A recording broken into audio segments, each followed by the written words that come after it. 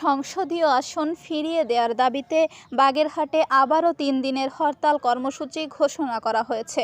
বৃহস্পতিবার 11 সেপ্টেম্বর দুপুরে উপজেলার ফকিরহাটের কাটাখালীতে সর্বদলীয় সম্মিলিত কমিটির সভা শেষে এ কর্মসূচির ঘোষণা করা হয়। এতে মোট 6 দিনের কর্মসূচি ঘোষণা করা হয়েছে। ঘোষিত 6 দিনের কর্মসূচির মধ্যে রয়েছে শুক্রবার 11 সেপ্টেম্বর ও শনিবার 12 সেপ্টেম্বর মসজিদে মসজিদে গণসংযোগ, রোববার 13 সেপ্টেম্বর জেলা প্রশাসক সহ সব সরকারি অফিস ঘেরাও, সোম, মঙ্গল ও বুধবার 14, 15, 16 সেপ্টেম্বর দিন সকাল সন্ধ্যা আহ্বান করা হয়েছে।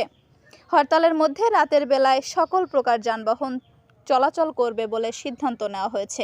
এর আগে 3 দফা হরতালের 48 ঘন্টার আজ শেষ দিন চলছে। এদিকে চলমান হরতালের প্রভাবে জেলায় জনজীবন বিপর্যস্ত হয়ে পড়েছে। অফিস আদালতের কার্যক্রম বন্ধ রয়েছে।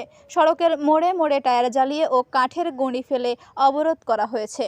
প্রসঙ্গত, গত জুলাই মাসের 30 তারিখে ভোটার সংখ্যা কম হওয়ায় রামপাল মোংলা নিয়ে গঠিত বাগেরহাট 3 আসন কমিয়ে গাজীপুর নতুন আসন করার ঘোষণা দেয় নির্বাচন কমিশন। এরপর থেকে বাগেরহাটের রাজনৈতিক দল ও সর্বস্তরের মানুষ ফুঁসে ওঠে।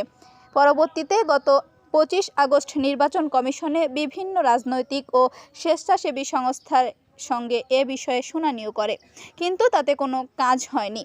অবশেষে বাগেরহাটের 4টি আসন থেকে 3টি আসন চূড়ান্ত করে গত 4 আগস্ট গেজেট প্রকাশ করা হয়।